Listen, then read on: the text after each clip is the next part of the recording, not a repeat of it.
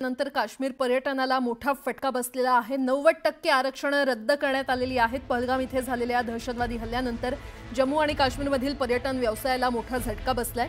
हल्ल्याच्या पार्श्वभूमीवर पर्यटकांमध्ये भीतीचं वातावरण निर्माण झालं असून मोठ्या प्रमाणात प्रवास आरक्षण रद्द केली जात आहेत। दिल्लीतील एका पर्यटन व्यावसायिकाने दिलेल्या माहितीनुसार काश्मीरमधील सुमारे 90% हॉटेल आणि टूर पॅकेज आरक्षण रद्द करण्यात आलेली आहेत। या घटनेचा प्रदेशातील पर्यटनावर दीर्घकालीन परिणाम होण्याची भीती व्यक्त करण्यात येते।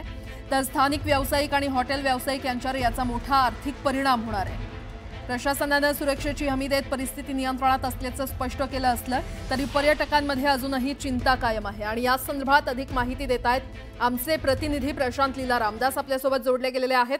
प्रशांत, या भ्याड हल्ल्यानंतर आता काश्मीरच्या पर्यटनाला मोठा फटका बसेल हे तर निश्चितच होतं, काय अपडेट? बरोबर आहे। खास करून जर बघितलं तर काश्मीरमध्ये श्रीनगर असो, पहलगाम असो किंवा इतरही भाग असो, द्रास व्हॅली असो, या सगळ्या भागांमध्ये मोठ्या संख्येनं पर्यटक हे येत असतात। आणि खास करून हा सीझन आहे, हा उन्हाळ्याच्या सीझन मध्ये साधारणतः मार्च ते जून पर्यंत हा एक मोठा सीझन काश्मीरमध्ये असतो। असं असताना मोठ्या संख्येनं आरक्षण या संदर्भात केलेलं असतं। आणि जम्मू काश्मीर मधला एकीकडे हा अत्यंत महत्वाचा व्यवसाय आहे, यावरती तिथलं आर्थिक गणित अवलंबून असतात। पण आता ज्या पद्धतीनं पहलगाम मध्ये दहशतवादी हल्ला झाला त्यानंतर जवळपास 90% जास्त आरक्षण रद्द करण्यात आलेली आहे।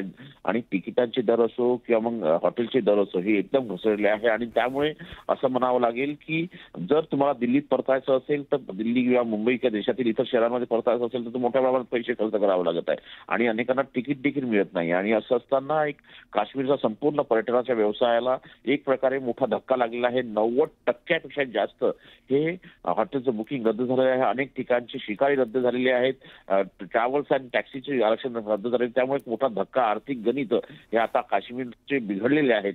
त्यामुळे या संदर्भात आता सरकार काय भूमिका घेते हे पाहणं अतिशय महत्त्वाचं असेल।